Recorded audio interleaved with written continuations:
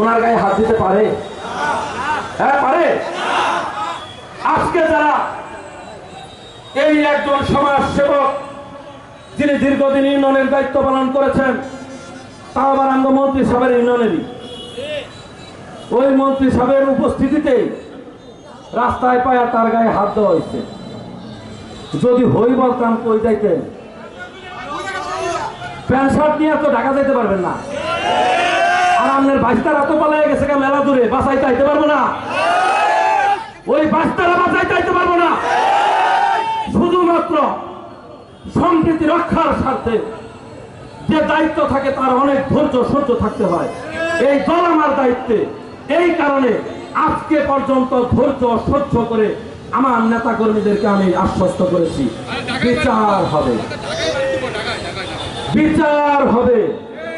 আজকে যারা এই সপ্তাহের চেয়ারম্যান দিগলকান্দি ইউনিয়ন বিএনপির সেক্রেটারি আজাদ, ওই যে বাবু তাদের গায়ে হাত দিছে, কালকে থেকে যদি ঘাটাইলের কোথাও তাদেরকে দেখা যায়, আমি আপনাদেরকে বলে দিলাম আপনারা কারো গায়ে হাত দিবেন না। গায়ে হাত দেওয়ার দায়িত্ব কিন্তু আপনাদের না।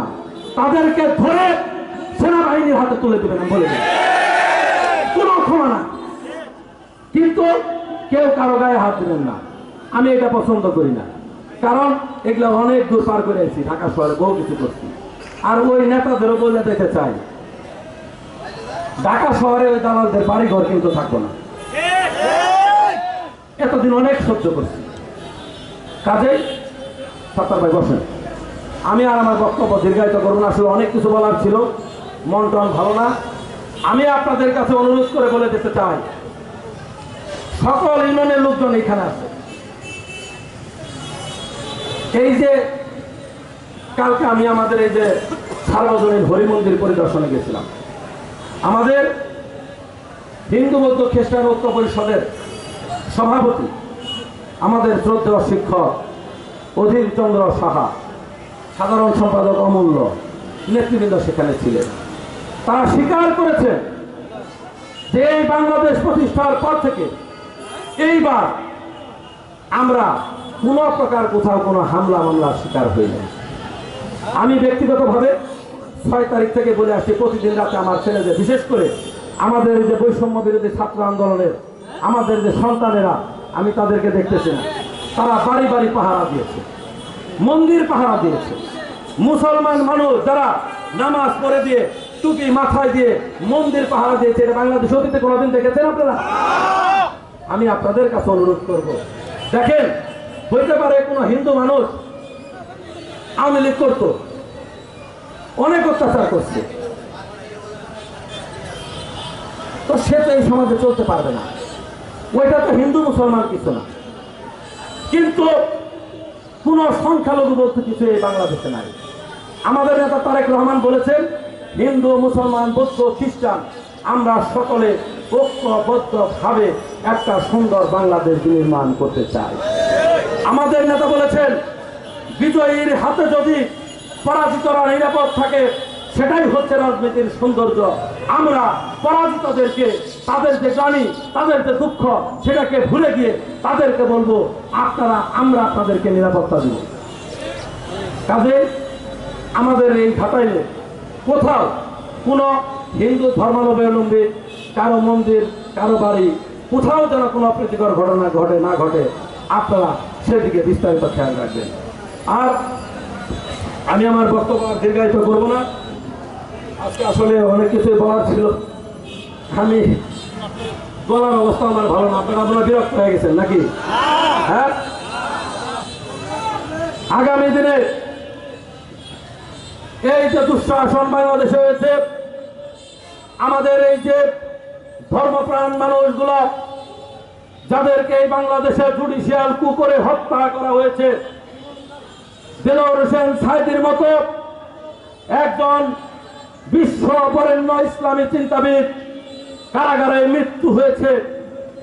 আজকে এই যে জামাতে ইসলামীর নায়েবে আমির সহ মতিউর রহমান নিজামী, আমাদের সালাউদ্দিন কাদের চৌধুরী, আমাদের এই নেতাদেরকে অন্যায়ভাবে যারা ফাঁসিতে ঝুলিয়েছে, বাংলাদেশের ধর্মপ্রাণ মুসলমানদেরকে এই যে যারা ওয়াজ করেন, এই ইসলামী বক্তাদেরকে যারা কারাগারে ঢুকিয়েছে, আমরা বিএনপি যখন সরকার গঠিত হবে আমরা এই সকল লোকদের বাংলার মাটিতে বিচার করব ইনশাআল্লাহ।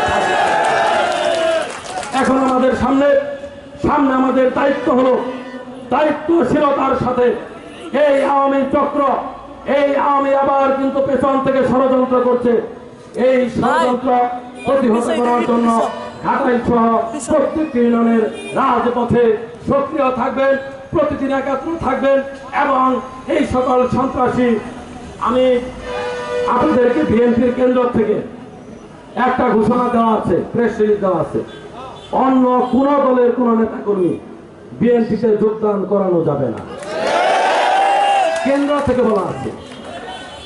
আর কিছুদিনের মধ্যেই ঘাটাইল পুলিশ থানার অপারেশন শুরু হবে।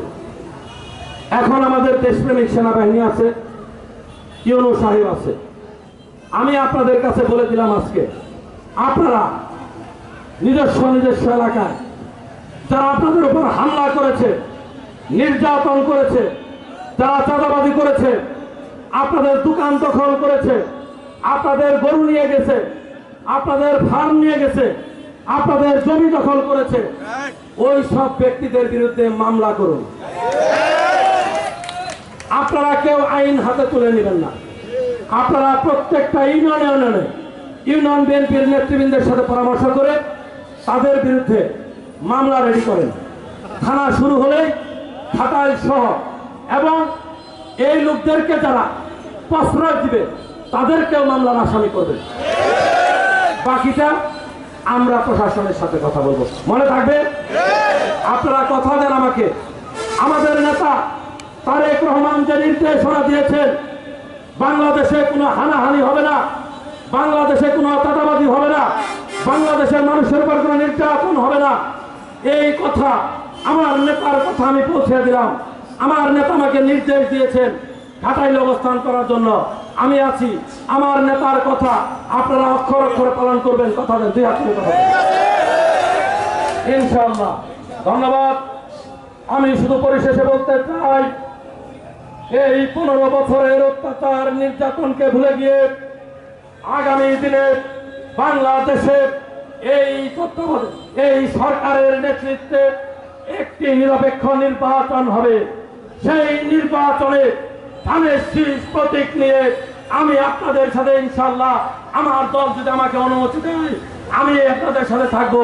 ধানের শীষ প্রতীক গাগাল থেকে বিপুল ভোটে বিজয়ী করে বেগম খালেদা জিয়া তারেক রহমানের নেতৃত্বে আমরা বাংলাদেশে গণতান্ত্রিক সরকার প্রতিষ্ঠা করব ইনশাআল্লাহ।